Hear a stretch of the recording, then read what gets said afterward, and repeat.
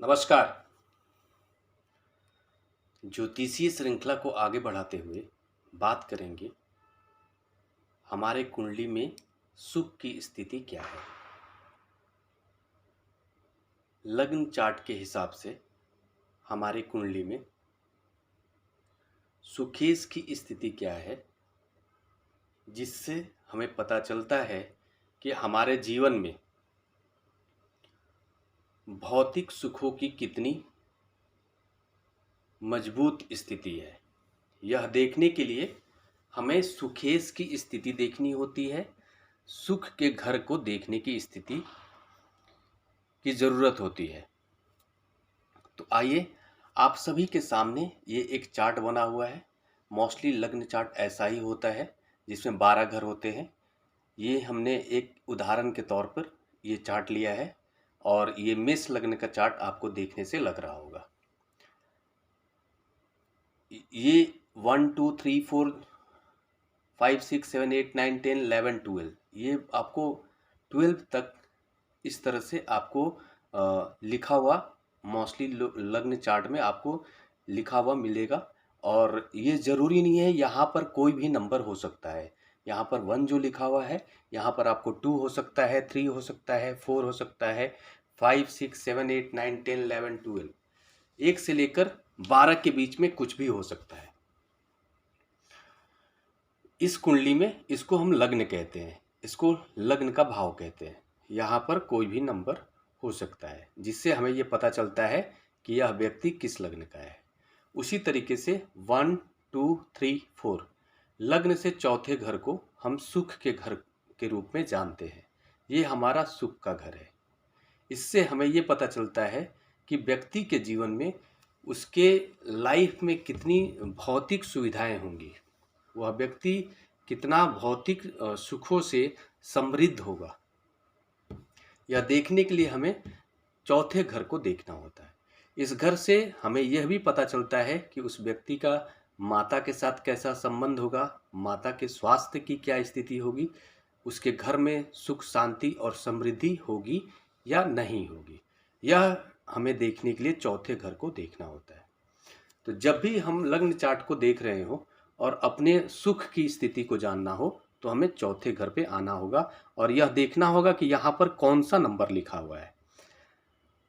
इस घर के अंदर जो भी नंबर लिखा हुआ हो वो राशि के रूप में हम जानते हैं। जैसे अगर यहाँ पे 4 लिखा हुआ है, एज ए उदाहरण के तौर पे अगर मैं बात कर लूँ तो यहाँ पे अगर आपको 4 लिखा हुआ है तो इसका मतलब ये हुआ कि आपके सुखेश चंद्रमा हो गए।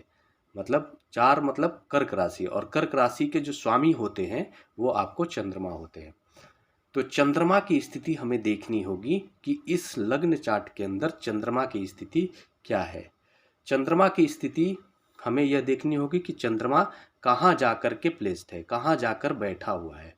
जैसे अगर मान लो चंद्रमा यहाँ से अगर किसी भी घर में जा कर के उसका प्लेसमेंट होता है और यह देखना होता है कि उसकी वो किस नक्षत्र में जाकर बैठा हुआ है। यह भी देखना होगा कि उसके नक्षत्र का अंश क्या है, और साथ में यह भी देखना होगा कि वो जो जिस नक्षत्र में बैठा है उस नक्षत्र के किस पद में जाकर बैठा है, किस चरण में जाकर बैठा हुआ है। यह भी महत्वपूर्ण होता है।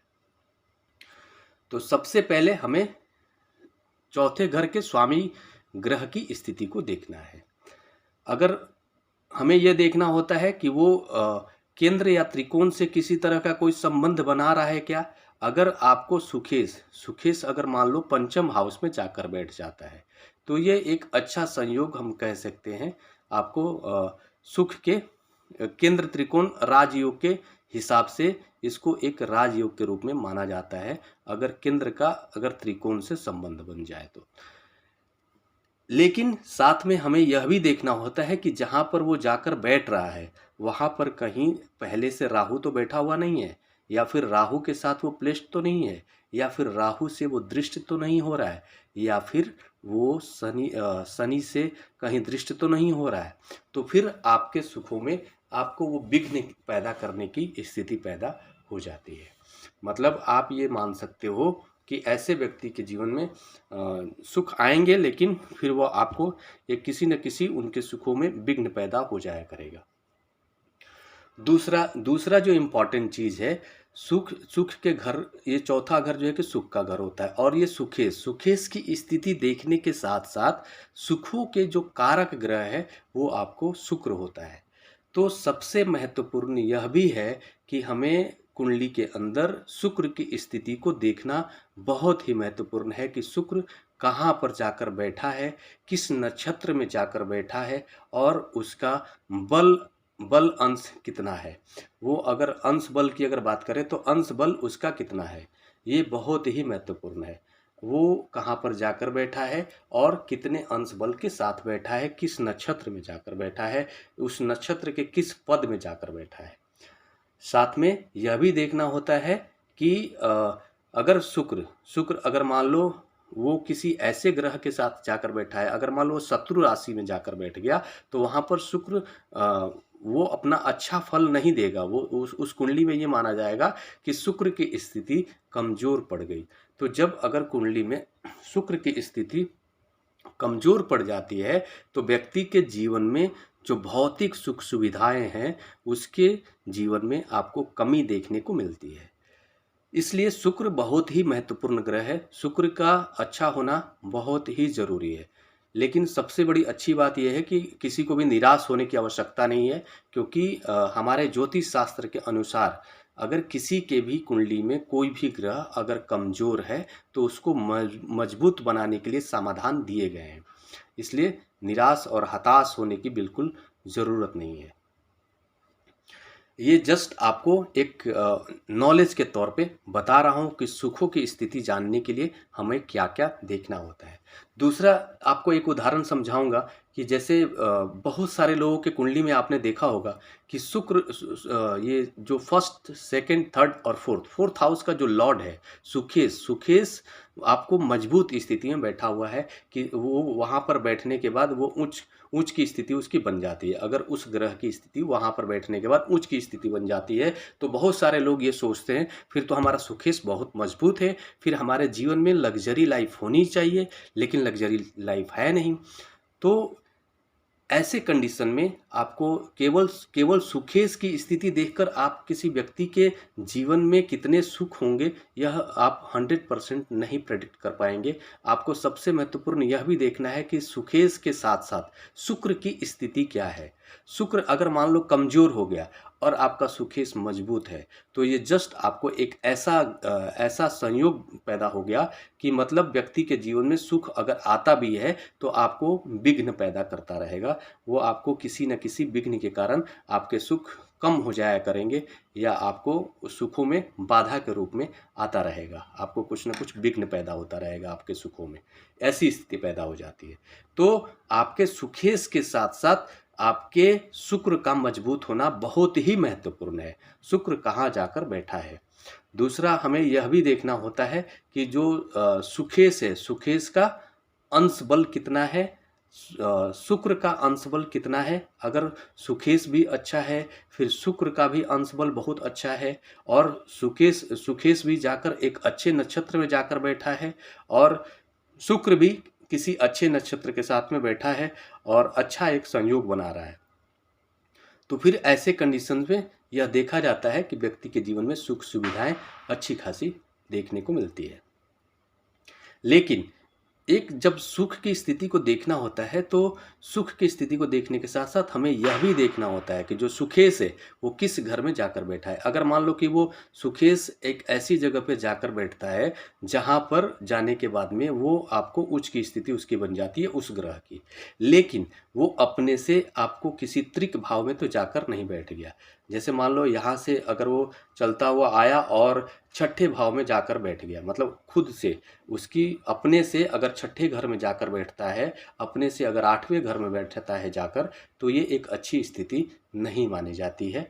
भले ही वहाँ पर जाकर वो मित्र राशि में जाकर बैठता हो, या फिर अगर आपको वो जाकर वहाँ पर उसकी स्थिति मजबूत की स्थिति बन जाए, उच्च ग्रह की स्थिति बन जाए, तब भी जो है कि उसको एक अच्छा संयोग हम नहीं मान सकते। वो भी एक ऐसा संयोग बन गया कि जैसे आपके जीवन में सुख आएंगे और किसी न किसी कारण से विघ्न पैदा होता रहे। तो सुख की स्थिति देखने के लिए हमें ओवरऑल सबसे महत्वपूर्ण क्या क्या देखना है? आपको ये देखना है कि सुखेश कहाँ जाकर बैठा है, और वो अपने से किसी त्रिक भाव में तो जाकर नहीं बैठा है।